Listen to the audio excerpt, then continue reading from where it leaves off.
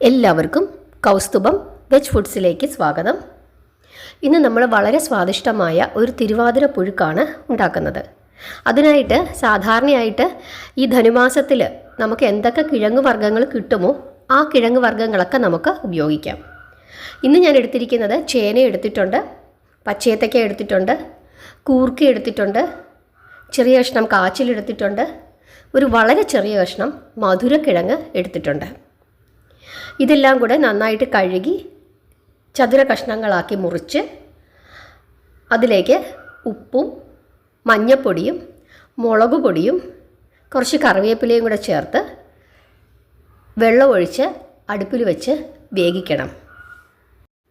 വേകാനായിട്ട് വെക്കുമ്പം ശ്രദ്ധിക്കാനുള്ള കാര്യം, ആദ്യം നല്ല തീയിൽ തന്നെ വെക്കണം, കുറഞ്ഞ തീയിൽ വെക്കരുത്.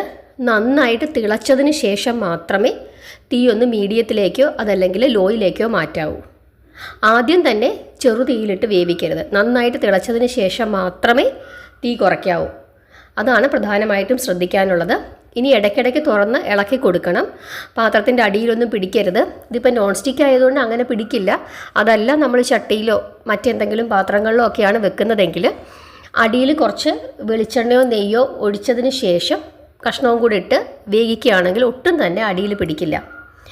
ആ കാര്യങ്ങളൊന്ന് പ്രത്യേകം ശ്രദ്ധിക്കുക. എന്നിട്ട് നന്നായിട്ട് തിളച്ച് അതിന് ശേഷം നമ്മൾ ഒന്ന് മീഡിയത്തിലേക്ക് ആക്കി വെച്ചിട്ട് കഷ്ണങ്ങൾ വേകാനായിട്ട് അനുവദിക്കണം.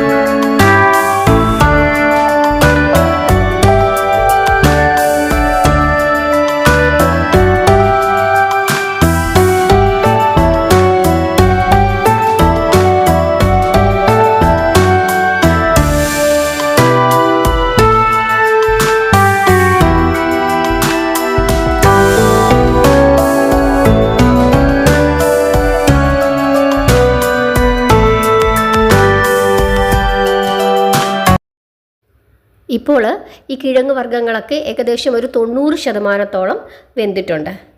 ഈ സമയം കൊണ്ട് ഞാൻ കുറച്ച് വൻപയർ വേവിച്ച് വെച്ചിട്ടുണ്ടായിരുന്നു. ഉപ്പ് ചേർത്താണ് വേവിച്ച് വെച്ചത്.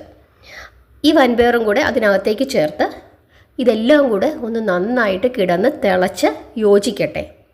അങ്ങനെ ഇത് നന്നായിട്ടൊന്ന് തിളച്ച് വരുമ്പോഴേക്കും ഇതിലേക്ക് ഒരു കൂട്ടം ചേർക്കണം. അതാണ് 1 സ്പൂൺ നെയ്യ്. 1 സ്പൂൺ നെയ്യ് ഇത് നന്നായിട്ട് തിളച്ച് കഴിയുമ്പോഴേക്കും ഇതിനകത്തേക്ക് ചേർക്കണം. എന്നിട്ട് നന്നായിട്ട് ഇളക്കി യോജിപ്പിച്ച് അടച്ചു വെച്ച് ബാക്കിയുള്ള വേഗം കൂടെ പൂർത്തിയാക്കണം. ഈ നെയ്യും വൻപയറും കിഴങ്ങ് വർഗ്ഗങ്ങളും എല്ലാം കൂടെ ചേർന്ന് ഒരു നല്ല ഒരു വാസനയായിരിക്കും ഈ സമയം നമ്മുടെ പുഴുക്കിനുണ്ടാകുന്നത്. ഈ സമയത്തേക്കും പുഴുക്കിന് നമുക്ക് അരപ്പ് തയ്യാറാക്കണം. അതിലേക്ക് തേങ്ങ, ജീരകം, പച്ചമുളക് ഇത്രയും ചേർത്ത് ചതച്ച അരപ്പാണ്. ഇതെല്ലാം കൂടെ ഒന്ന് യോജിച്ചതിന് ശേഷം അരപ്പും കൂടെ ചേർത്ത് നന്നായിട്ട് ഇളക്കി യോജിപ്പിക്കണം. എല്ലാം ഇളക്കി യോജിപ്പിച്ചതിന് ശേഷം കുറച്ച് കറിവേപ്പിലയും പച്ച വെളിച്ചെണ്ണയും ചേർത്ത് പിന്നെ ഇളക്കരുത്, അടച്ചു വെക്കണം. പിന്നെ എപ്പോഴാണോ നമുക്ക് പുഴുക്ക് ഉപയോഗിക്കാനായിട്ട് നമ്മൾ എടുക്കേണ്ടത് ആ സമയത്ത് നന്നായിട്ട് ഇളക്കി പുഴുക്ക് ഉപയോഗിക്കാം. ഇങ്ങനെയാണ് എൻ്റെ വീട്ടിൽ തിരുവാതിര പുഴുക്ക് ഉണ്ടാക്കുന്നത്. കപ്പ ചേർക്കാം. കപ്പ ചേർക്കുകയാണെങ്കിൽ കപ്പ പ്രത്യേകം വേവിച്ച് ഊറ്റിയിട്ട് വേണം ചേർക്കാനായിട്ട്. അക്കാര്യം പ്രത്യേകം ശ്രദ്ധിക്കുക. കഷ്ണങ്ങളുടെ കൂട്ടത്തിലിട്ട് കപ്പ വേവിക്കരുത്. പിന്നെ കപ്പയും ചേമ്പും ഒക്കെ ചേർക്കാം. ചേർത്ത് കഴിഞ്ഞാൽ ഈ പുഴുക്കിന് വേറൊരു രുചിയാണ്. ഇപ്പം ഉള്ള ഈ പുഴുക്കിൻ്റെ രുചി ആയിരിക്കത്തില്ല കപ്പയും ചേമ്പും കൂടെ ചേർക്കുമ്പം ഒന്നും കൂടെ ഒന്ന് കുഴയും. അങ്ങനെ ഓരോ കഷ്ണങ്ങൾക്കനുസരിച്ചിട്ടും പുഴുക്കിൻ്റെ ആ ഒരു സ്വാദിന് വ്യത്യാസം ഉണ്ടാകും. ഇതും ഗോതമ്പ് കഞ്ഞിയും, അതാണ് അതിൻ്റെ ഒരു കോമ്പിനേഷൻ. തിരുവാതിര ദിവസം ഉച്ചയ്ക്ക് വ്രതമെടുക്കുന്ന എല്ലാവരും തന്നെ ഈ പുഴുക്കും ഗോതമ്പ് കഞ്ഞിയാണ് കഴിക്കുന്നത്. നല്ല ഒരു സ്വാദുള്ള ഒരു പുഴുക്കാണ്. അതിൽ ആ നെയ്യുടെ ഒരു വാസനയും വെളിച്ചെണ്ണയുടെ ഒരു വാസനയൊക്കെ ആ പുഴുക്കിന് ഒരു ഭയങ്കര ഒരു രുചി വർധനവാണ് ഉണ്ടാക്കുന്നത്. എല്ലാവരും ഇങ്ങനെയൊന്ന് ഉണ്ടാക്കി നോക്കൂ, എല്ലാവർക്കും ഇഷ്ടപ്പെടും.